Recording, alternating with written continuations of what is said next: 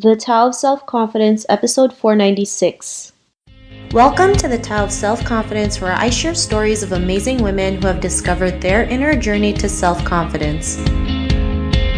Visit our website at thetaoofselfconfidence.com. Your inner journey to self-confidence awaits. Well, hello friend. Welcome to the Tao of Self-Confidence, where I share stories of amazing women who have discovered their inner journey to self-confidence. I'm your host today, Sheena Yap Chan, and today I have a phenomenal lady on the show today. She's a blogger, a vlogger, and a host in Southeast Asia, and I'm just really excited to have her on and share her story with us today on self-confidence. So without further ado, I'm going to introduce you to Nicole Andersson. Nicole, how are you today? Maybe you can fill in a little bit more about yourself to our listeners. Sure. So basically, as you said, I run a blog and my YouTube channel, and I talk a lot about lifestyle, beauty, and travel, and fashion as well. And I also host a lot of either live events or TV shows around the region. So I have to be a little bit confident in yourself to be able to do what I do. Awesome. Well, thanks for sharing that. Nicole, what's your cultural background? My cultural background is I'm a mix of Filipino, Spanish, and Swedish, although a lot of my family lives in California, and I was born in California and went to university in San Francisco. Thanks for sharing that. And what would be your favorite self-confidence quote?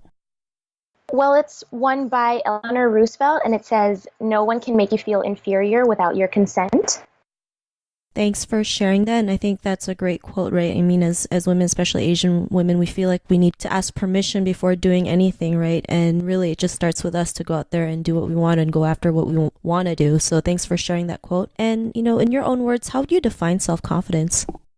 I would say self-confidence is having a good awareness of your capabilities and kind of being able to tap into that and being proud of it and not really letting your weaknesses define you or get the best of you.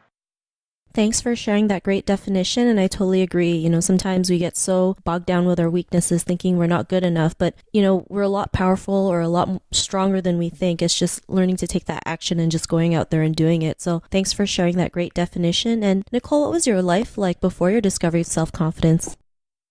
So I grew up as an only child, and I was quite lucky in the sense that my parents were just always supportive of anything I wanted to do. And my dad, especially being a very Swedish guy, he always instilled in me the mentality that, the worst thing anyone can do to you or that can happen to you is someone just says no. And that's it. That's the only power they have. But then you could just dust yourself off and kind of try again. And so when I figured out, I was like, oh, he's right. The only thing people can do to me or can say if I ever tried anything was that no, they didn't like me or they didn't want me for that role or whatever. And I was just like, that's it.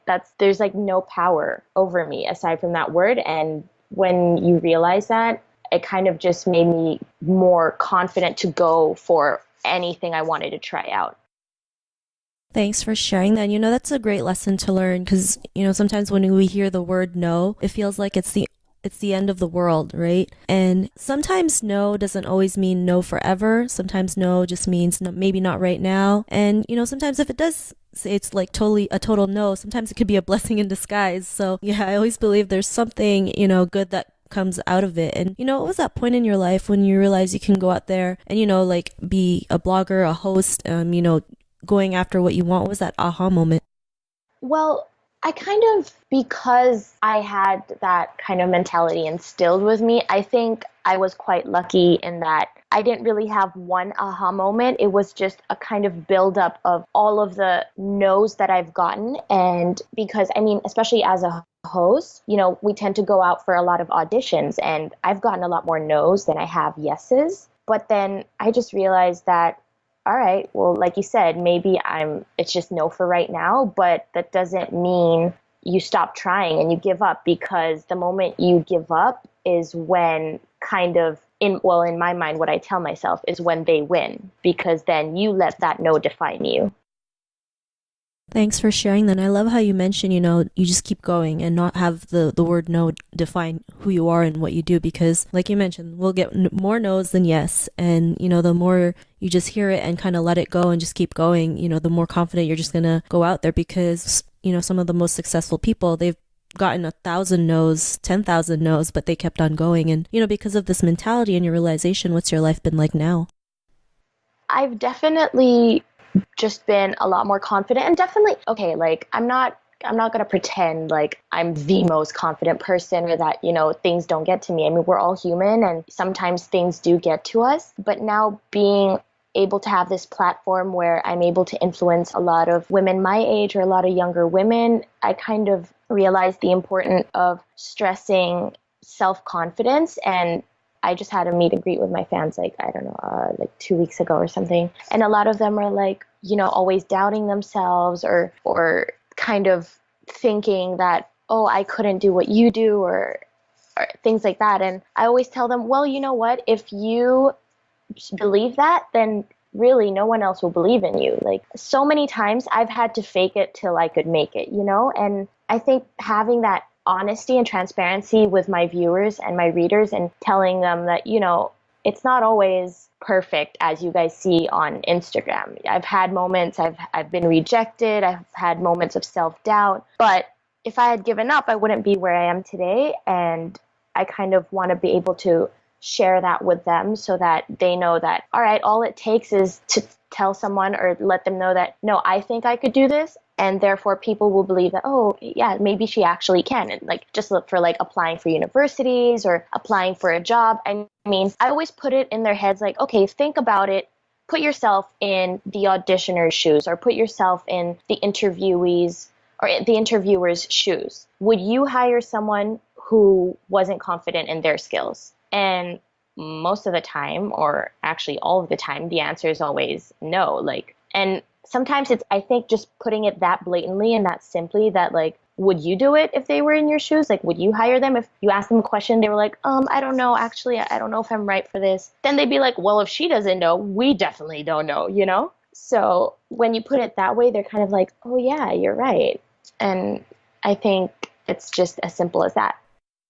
Thanks for sharing that. And, Nicole, to the woman who's listening to your episode, she may be in her own journey of self confidence. What would be that one tip you would give to her?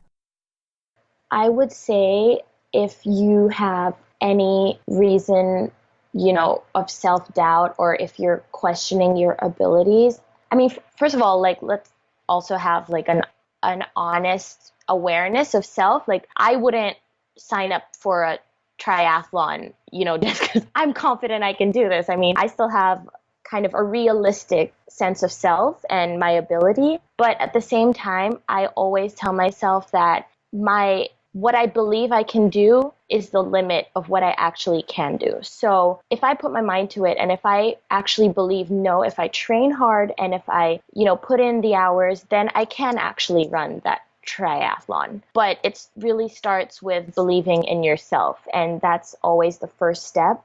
And everything else will follow.